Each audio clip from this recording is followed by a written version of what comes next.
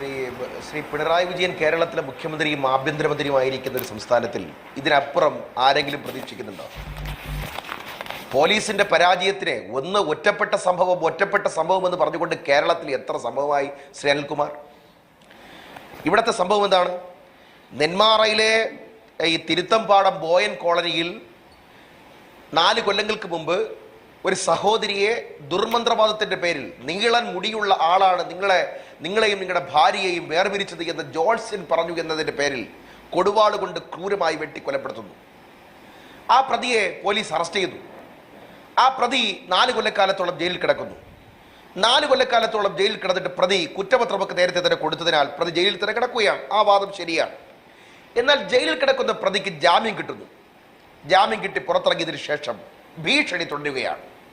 ഈ കഴിഞ്ഞ 29-ാം തീയതിയാണെന്ന് തോന്നുന്നു, ഈ 2 പാവപ്പെട്ട കുട്ടികളും അവരുടെ പിതാവും കൂടി ഞങ്ങളെ വെട്ടിക്കൊലപ്പെടുത്തുമെന്ന് ഇന്നയാൾ ചെന്താമരൻ ഭീഷണിപ്പെടുത്തുന്നു എന്ന് പറഞ്ഞുകൊണ്ട് ഈ നെന്മാറയിലെ പോലീസ് സ്റ്റേഷനിൽ പരാതി കൊടുക്കുന്നു. പോലീസ് സ്റ്റേഷനിൽ പരാതി കൊടുക്കുമ്പോൾ സ്വാഭാവികമായിട്ടും ചെയ്യേണ്ടത് 2 കാര്യങ്ങളാണ്. ഒന്ന്, നിങ്ങൾ പ്രതിയെ വിളിച്ചു വരുത്തുകയല്ല വേണ്ടത്. ഇവിടെ SH ചെയ്തിരിക്കുന്നത്, ഇപ്പൊ സസ്പെൻഡ് ചെയ്തിരിക്കുന്നു എന്ന് പറഞ്ഞ് SH ആണെന്ന് തോന്നുന്നു, വിളിച്ചു വരുത്തിയ ആൾ ഈ കൊടും ക്രൂര കൊലപാതകങ്ങൾ നടത്താൻ പ്രേരണയായിട്ടുള്ളയാൾ, ഇപ്പൊ ചെയ്തവൻ സ്റ്റേഷനിൽ കയറാതെ സ്റ്റേഷന്റെ മുമ്പിൽ കയറി നിൽക്കുന്നു. CI വിളിക്കുന്നു, കയറുന്നില്ല. പോലീസ് എന്നെ കാണാൻ ഇങ്ങോട്ട് വരട്ടെ എന്ന് പറയുന്നു. ആ അടിച്ചവന്റെ കരണക്കുറ്റി അടിച്ച് പോയിക്കുന്നതിന് പകരം CI പുറത്തിറങ്ങി വന്ന് കാര്യങ്ങൾ സംസാരിക്കുന്നു. എന്നിട്ട് ഇനി നിങ്ങൾ അങ്ങനെ ചെയ്യരുത് കേട്ടോ എന്ന് പറഞ്ഞിട്ട് അങ്ങ് ഇറക്കി വിടുകയാണ്. അവിടെയാണ് ഒന്നാമത്തെ പാളിച്ച.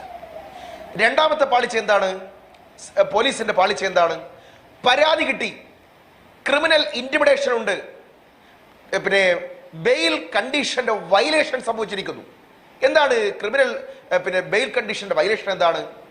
സാക്ഷികളെയോ അല്ലെങ്കിൽ സാക്ഷികളുമായിട്ട് ബന്ധപ്പെട്ടവരെയോ ഈ പറയപ്പെടുന്ന വാദിയെയോ വാദിയുടെ ബന്ധുക്കളെയോ സ്വാധീനിക്കാനോ ഭീഷണിപ്പെടുത്താനോ പാടുള്ളതല്ല. ക്രിമിനൽ ഒഫൻസുകൾ ചെയ്യാൻ പാടുള്ളതല്ല. ഇവിടുത്തെ പ്രശ്നം എന്താണ്? പോലീസ് സ്റ്റേഷനിൽ ഞങ്ങളെയും കൊല്ലാൻ സാധ്യതയുണ്ടെന്നും ഞങ്ങളെ ഭീഷണിപ്പെടുത്തുന്നു എന്ന് പറഞ്ഞുകൊണ്ട് ഇപ്പോ ഇവിടെ സംസാരിച്ച 2 പെൺകുട്ടികളും കൊല്ലപ്പെട്ട പിതാവും പോലീസ് സ്റ്റേഷനിൽ പരാതി കൊടുക്കുമ്പോൾ തന്നെ ഒരു ക്രൈം നടന്നു കഴിഞ്ഞു. എന്താണ് നിയമം? IPC-യിലെ 195A എന്ന് പറയുന്നൊരു വകുപ്പുണ്ട്. എന്താണ് ആ വകുപ്പ്?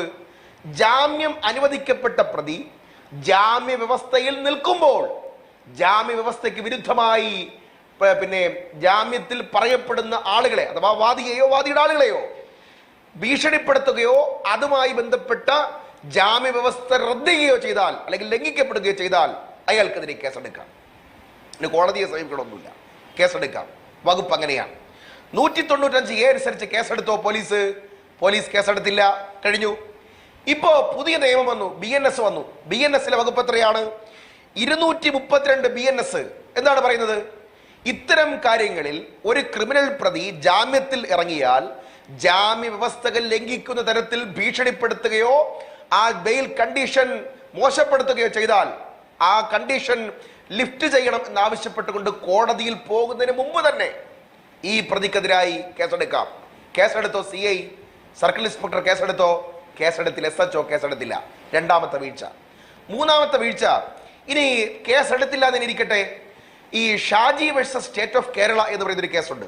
അത് തമ്മനം ഷാജി ആണെന്നാണ് എനിക്ക് തോന്നുന്നത്, എനിക്കറിയില്ല. എന്തായാലും Shaji versus state of Kerala എന്ന് പറയുന്നൊരു കേസിൽ സ്റ്റേറ്റ് ഓഫ് കേരള എങ്ങനെയാണ് ഒരു പ്രതി ജാമ്യ വ്യവസ്ഥകൾ ലംഘിക്കപ്പെട്ട് കഴിഞ്ഞാൽ എങ്ങനെയാണ് അവന്റെ ജാമ്യം റദ്ദ് ചെയ്യേണ്ടതെന്ന് കൃത്യമായി പറയുന്നുണ്ട്. എങ്ങനെയാണ് ജാമ്യം റദ്ദ് ചെയ്യേണ്ടത്? പോലീസ് ഒരു കംപ്ലൈന്റ്, പോലീസിന്റെ ഒരു കംപ്ലൈന്റ് നിങ്ങൾ ശ്രദ്ധിച്ചു കേൾക്കണം. പോലീസ് ജാമ്യം റദ്ദ് ചെയ്യണമെന്ന് ആവശ്യപ്പെട്ടുകൊണ്ട് ഒരു കംപ്ലൈന്റ് ഏത് കോടതിയാണോ ജാമ്യം നൽകിയത് ആ ജാമ്യം നൽകിയ കോടതിയിൽ കൊടുക്കണം. കോടതി കൊടുത്തു കഴിഞ്ഞാൽ സർക്കാരിനെ പ്രതിനിധീകരിക്കുന്ന പ്രോസിക്യൂട്ടർ അത് വിശദീകരിച്ചുകൊണ്ട് വാദം നടത്തും. എതിർകക്ഷിക്ക് പ്രതിക്ക് നോട്ടീസ് പോകും, പ്രതിയുടെ വക്കീലും വരും, പ്രതിയുടെ വക്കീലിനെയും കൂടെ കേൾക്കും. അത് ഒരു സാമാന്യ നീതിയാണ്.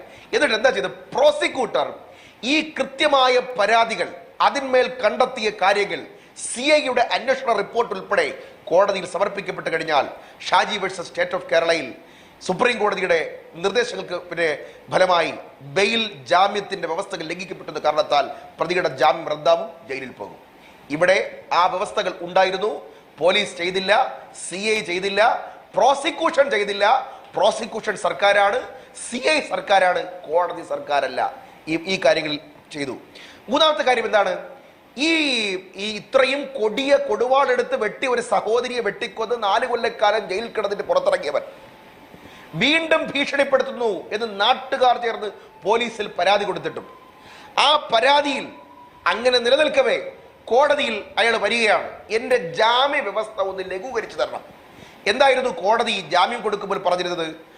ആ നെന്മാറയിലെ ആ പറയപ്പെടുന്ന കൺസേൺ പോലീസ് സ്റ്റേഷന്റെ ജുറിസ്ഡിക്ഷനകത്ത് കയറാൻ പാടില്ല എന്ന് പറഞ്ഞാൽ ഒരു 3-4 വില്ലേജ് കാണും. അവിടെയൊക്കെ പോലീസിന്റെ ന്യായം ഞങ്ങൾ എതിർത്തിരുന്നു, ജാമ്യം കൊടുക്കുന്നതിനെ എതിർത്തിരുന്നു, ജാമ്യ വ്യവസ്ഥ ഇളവ് ചെയ്യുന്നതിനെ എതിർത്തിരുന്നു എന്നാണ് പോലീസിന്റെ ന്യായം. അതിന് മുകളിലേക്കൊന്നും നടന്നത് ഇതൊക്കെ CIയുടെ തലത്തിൽ വരെയാണ്. അതിന് മുകളിലേക്ക് ആരും അറിഞ്ഞില്ലെന്നാണ് ശ്രീ അനിൽകുമാർ പറയുന്നത്. അല്ല, അത് അനിൽകുമാർ, ശ്രീ അനിൽകുമാർ അയാൾ ഒരു അഭിഭാഷകനാണ്, ഞാനും അഭിഭാഷകനാണ്. മജിസ്ട്രേറ്റ് കോടതിയിലെ നടപടി കൃത്യമാണ്. ഞങ്ങള് ജാമ്യം കിട്ടാൻ വേണ്ടിയിട്ട് വാദം പറയാറുണ്ട്, പ്രോസിക്യൂട്ടർമാർ എതിർക്കാറുണ്ട്, ബെയിൽ കിട്ടാറുണ്ട്, ബെയിൽ തള്ളാറുണ്ട്. ജാമ്യം റദ്ദ് ചെയ്യണമെന്ന് പറഞ്ഞുകൊണ്ട് പ്രോസിക്യൂട്ടർ സമർപ്പിക്കുന്ന അപേക്ഷകളിന്മേൽ ഞങ്ങൾ വാദം പറയാറുണ്ട്. അതിൽ ഈ ഷാജികുമാർ ഉൾപ്പെടെയുള്ള കേസുകൾ കോടതി പരിഗണിക്കാറുണ്ട്. ചില ജാമ്യം റദ്ദ് ചെയ്യാറുണ്ട്, ചില ജാമ്യം റദ്ദ് ചെയ്യാൻ വേണ്ടി പോലീസ് കൊടുക്കുന്ന അപേക്ഷകൾ റദ്ദ് ചെയ്യാറുണ്ട്. ഇവിടുത്തെ പ്രശ്നം എന്താണെന്നറിയോ? ഈ ജാമ്യം കൊടുക്കുമ്പോൾ പോലീസ് സ്റ്റേഷന്റെ പരിധിക്കകത്ത് കയറരുത് എന്ന് പറഞ്ഞുകൊണ്ട് കോടതി ജാമ്യം അനുവദിച്ചപ്പെട്ട പ്രതിയെ ജാമ്യത്തിന്റെ വ്യവസ്ഥകൾ ഇളവ് ചെയ്യണം. ആ പോലീസ് സ്റ്റേഷൻ പരിധി എന്നുള്ളത് എൻ്റെ ഈ പറയപ്പെടുന്ന വില്ലേജ് പരിധിയാക്കി തരണം, എൻ്റെ വീടിന്റെ പരിധിയാക്കി തരണം എന്ന് പറഞ്ഞുകൊണ്ട് ഒരു അപേക്ഷ കൊടുക്കുമ്പോൾ ആരാ എതിർക്കേണ്ടത്? പ്രോസിക്യൂട്ടർ. ആരാ എതിർത്തുകൊണ്ട് റിപ്പോർട്ട് കൊടുക്കേണ്ടത്? ഇൻസ്പെക്ടർ ഓഫ് ദി പോലീസ് അഥവാ SHO. കൊടുത്തോ? കൊടുത്തില്ല. അപ്പൊ SHO കൊടുത്തില്ലെങ്കിൽ പോലീസ് അങ്ങനെ ഇയാളുടെ ജാമ്യത്തിൽ പറയപ്പെടുന്ന വ്യവസ്ഥകൾ ലംഘിക്കപ്പെടാൻ പാടുണ്ട്. ഇയാൾ ഇത് ചെയ്യാൻ സാധ്യതയുണ്ട്. ഇവരെ പരിധി ലംഘിച്ചുകൊണ്ട്, ഈ പരിധി ലംഘിച്ചുകൊണ്ട് ഇളവ് കൊടുക്കരുത് എന്ന് കോടതിയിൽ പറയേണ്ട പോലീസും പ്രോസിക്യൂട്ടറും പരാജയപ്പെട്ടാൽ അതിന്റെ ഉത്തരവാദി സർക്കാരാണ്. ആ സർക്കാരിന്റെ പേര് പിണറായി വിജയൻ എന്നാണ്. ഇവിടുത്തെ പ്രശ്നം എന്താണ്? ഒറ്റപ്പെട്ട സംഭവമാണോ? പരവൂരിലൊരുത്തൻ, ലഹരിക്ക് അടിമപ്പെട്ട ഒരുത്തൻ ഒരു കമ്പും എടുത്തു വെച്ചുകൊണ്ട് നേരെ വന്ന് 3 പേരെ തച്ചു കൊന്നു. ഒരാൾ മരണാസന്നായിട്ട് കിടപ്പുണ്ട് പരവൂരിൽ, ചേന്നമംഗലത്ത്. ശരിയല്ലേ? ഒരു 10 ദിവസമല്ലേ ആയിട്ടുള്ളൂ. എന്തേ പോലീസ് ഇങ്ങനെ? ഇതായിരുന്നോ കേരള പോലീസ്? കെ കരുണാകരൻ ഉൾപ്പെടെയുള്ള ആളുകൾ കൈകാര്യം ചെയ്ത, ശ്രീ രമേശ് ചെന്നിത്തല ഉൾപ്പെടെയുള്ള ആളുകൾ കൈകാര്യം ചെയ്ത ആഭ്യന്തര വകുപ്പിന്റെ കീഴിൽ ഇങ്ങനെയാണോ? ആണോ? പോലീസിന് ഒരു നട്ടലുണ്ടാവണ്ടേ? എന്താ കാര്യം? സകല അക്രമികളെയും തുറന്നുവിടല്ലേ? ഇപ്പൊ ഇന്ന് ഭാസ്കര കാരണവർ അല്ലേ? ഭാസ്കര കാരണവർ വധക്കേസിൽ 14 കൊല്ലം പൂർത്തിയായി എന്ന് പറഞ്ഞുകൊണ്ട് ഷെറിൻ എന്ന് പറയപ്പെടുന്ന ആളിനെ ഇന്നിപ്പോ പുറത്തുവിടാൻ പിണറായി മന്ത്രിസഭ തീരുമാനിച്ചിട്ടുണ്ട്. മന്ത്രിസഭയുടെ അനുവാദത്തോടു കൂടി അല്ലെങ്കിൽ അവരുടെ കൺസെന്റോട് കൂടി ജയിൽ അധികൃതർ തീരുമാനിച്ചിട്ടുണ്ട്. ജയിൽ ആരുടെ വകുപ്പാ? പിണറായി വിജയന്റെ വകുപ്പ്. എന്താ പ്രശ്നം? അട്ടക്കുളങ്ങര സബ് ജയിലിൽ നിന്നും പ്രശ്നക്കാരിയായിട്ട് വിയ്യൂർ ജയിലിൽ അയച്ചു. വിയ്യൂർ ജയിലിൽ പ്രശ്നമുണ്ടാക്കിയിട്ട് തിരിച്ചു അട്ടക്കുളങ്ങര അയച്ചു. അങ്ങോട്ടും ഇങ്ങോട്ടും പ്രശ്നക്കാരിയാണെന്ന് റിപ്പോർട്ടുകൾ പലവട്ടം ജയിൽ റെക്കോർഡുകളിലുള്ള ഷെറിനെ തുറന്നുവിടാൻ ആർക്കാണ് ഇത്ര തിടുക്കം? ആർക്കാണ് സാർ ഇത്ര തിടുക്കം? എല്ലാ കൊള്ളക്കാർക്കും വേണ്ടി എങ്ങനെയാണ് സാർ നിങ്ങളുടെ പാർട്ടിയുടെ പ്രതിനിധികൾ പുറമേ നിന്നുകൊണ്ട് ചരട് വലിക്കുന്നത്? നിങ്ങളല്ലേ കൊടി സുനി ഉൾപ്പെടെയുള്ള TP ചന്ദ്രശേഖരന്റെ പ്രതികളെ പുറത്തിറക്കാൻ വേണ്ടിയിട്ട് പോലീസ് റിപ്പോർട്ടുകളെ മറികടന്നുകൊണ്ട് ജയിലിനകത്ത് കുത്തിത്തിരിപ്പുകൾ ഉണ്ടാക്കി റെക്കോർഡുകൾ തിരുത്തി അവരെ എങ്ങനെയെങ്കിലും തുറന്നുവിടാൻ കഴിയുമോ എന്ന് ആലോചിച്ച നിങ്ങളല്ലേ? നിങ്ങളുടെ പാർട്ടി ഭരിക്കുന്ന പോലീസിന് ജാമ്യം റദ്ദ് ചെയ്യാനുള്ള അപേക്ഷ എഴുതാനുള്ള സെക്ഷൻ അറിയാത്തതൊന്നും അല്ലല്ലോ. ശ്രീ രാഹുൽ മാങ്കൂട്ടവും യൂത്ത് ലീഗിന്റെ പ്രസിഡന്റ് ശ്രീ PK ഫിറോസ് കൂടി സമരം ചെയ്തു.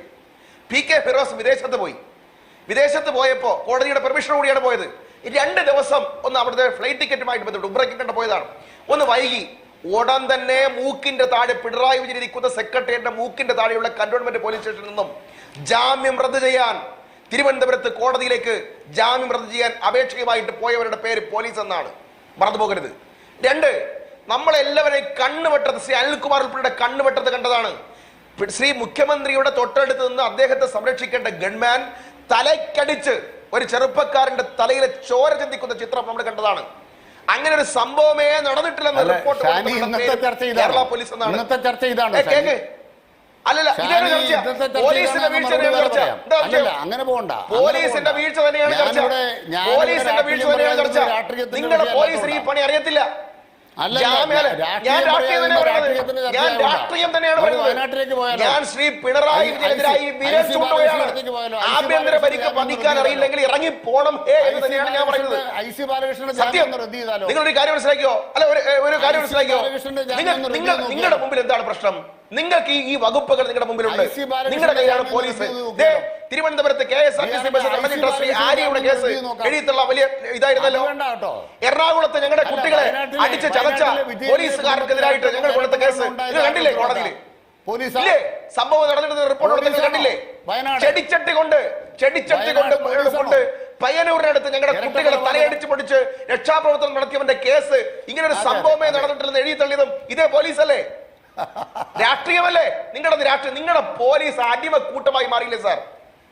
അതിന്റെ മുകളിൽ ഇരുന്ന് ശ്രീ പൊളിറ്റിക്കൽ സെക്രട്ടറി ശശി പറഞ്ഞത് പ്രകാരമല്ലേ YR റസ്റ്റം എന്ന് പറയപ്പെടുന്ന ഒരു DYSP മോൺസൺ മാവുങ്കലിന്റെ കേസിൽ ഞങ്ങളുടെ KPCC പ്രസിഡന്റ് കൂടി ഉണ്ടായിരുന്നു എന്ന് വരുത്താൻ ശ്രമിച്ച് പരാജയപ്പെട്ടത് നിങ്ങൾ കണ്ടില്ലേ?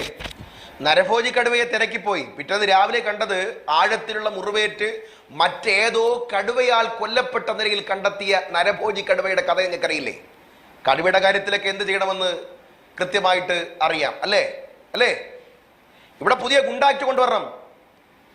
ഈ നാടിന് സ്വൈരത വേണം. ഈ നാട് സ്വച്ഛമായിട്ട് പോകണം. അക്രമികളും വാളെടുത്തവനെയും നിയന്ത്രിക്കാൻ കഴിയണം ഇവിടെ നാട്ടിൽ. 5ഉം 6ഉം കേസുകളിൽ പ്രതിയാക്കപ്പെട്ടവർക്ക് സ്വൈരവിഹാരം നടത്താൻ അവസരം കൊടുക്കരുത്. ഈ പിഞ്ചു കുട്ടികൾക്ക് ഞാൻ അവിടെ നിന്ന് ഉരുവായിരുന്നു ആ കുട്ടികൾ പറയുമ്പോൾ. ഷാനി മനസ്സിലാക്കി, 2 പെൺകുട്ടികളുള്ള പിതാവാണ് ഞാൻ. ഞങ്ങളെ മരിച്ചുപോയാൽ ഈ കുട്ടികൾ ആര് നോക്കുമെന്ന് ഞാൻ പെട്ടെന്ന് ആലോചിക്കായിരുന്നു. നിങ്ങൾ ഒരു കാര്യം മനസ്സിലാക്കി ശ്രീ അനിൽകുമാർ, 2 പെൺകുട്ടികൾ അനാഥമായിരിക്കുന്നു. ആ 2 പെൺകുട്ടികളുടെ ജീവിതം ഇനി ആര് നോക്കും? അവരുടെ അമ്മുമ്മ പോലും ഇനി ജീവിച്ചിരിപ്പില്ല. എല്ലാത്തിനെ കൊന്നിരിക്കുകയാണ്. സർക്കാർ അവർ ഏറ്റെടുക്കണം. അവർക്ക് വെറുതെ 5 ലക്ഷം രൂപ എടുത്തിട്ട് കാര്യമില്ല. സർക്കാർ ഏറ്റെടുക്കണം. ആ കുട്ടികളെ സർക്കാരിന്റെ രക്ഷകർത്തത്തിൽ പ്രത്യേക ഫയലിൽ ഉൾപ്പെടുത്തി ഏറ്റെടുക്കണം. അവരുടെ വിദ്യാഭ്യാസം ഏറ്റെടുക്കണം. അവരുടെ വിവാഹം ഏറ്റെടുക്കണം. അവരുടെ സർക്കാർ ആ കുട്ടികൾക്ക് ജോലി കൊടുക്കണം. ആ കുട്ടികളുടെ ജീവൻ രക്ഷിക്കുന്ന തരത്തിൽ ഒരു പാക്കേജ് തന്നെ പ്രഖ്യാപിക്കണം. അല്ല വെറുതെ MLA വഴി സമാധാനിപ്പിച്ചിട്ട് വല്ല കാര്യമുണ്ടോ? ആ കുട്ടികളെ ഇനി ആര് നോക്കും? വളരെ ഭീകര അന്തരീക്ഷമാണ് കേരളത്തിൽ. പരവൂരിൽ ഭീകര അന്തരീക്ഷമാണ്. അവിടെ പ്രതിപക്ഷ നേതാവ് പോയപ്പോ കുട്ടി നെഞ്ചിൽ ചാരി എന്ന് കരഞ്ഞ് നിലവിളിക്കുന്ന ഒരു ചിത്രമുണ്ട്. ഹൃദയം തകരുന്ന ചിത്രം. സർ, ഇത് ആവർത്തിക്കുന്നുണ്ടെങ്കിൽ അതിന്റെ പേര് നിങ്ങൾ പൂരം കലക്കുന്ന ADGPയെ അന്വേഷണത്തിലിരിക്കുമ്പോൾ DGP ആയിട്ട് ഉയർത്തുമ്പോഴാണ് കുഴപ്പം. പോലീസ് ഇല്ലാതായി പോകുന്നത്. സർക്കാരിന്റെ ദൂതുമായിട്ട് പോയി രാഷ്ട്രീയം നടപ്പിലാക്കാൻ ശ്രമിക്കുന്ന പോലീസ് ഏമാന്മാരെ നിലക്ക് നിർത്താൻ നിങ്ങൾക്ക് കഴിഞ്ഞില്ല. അത് കഴിയണം.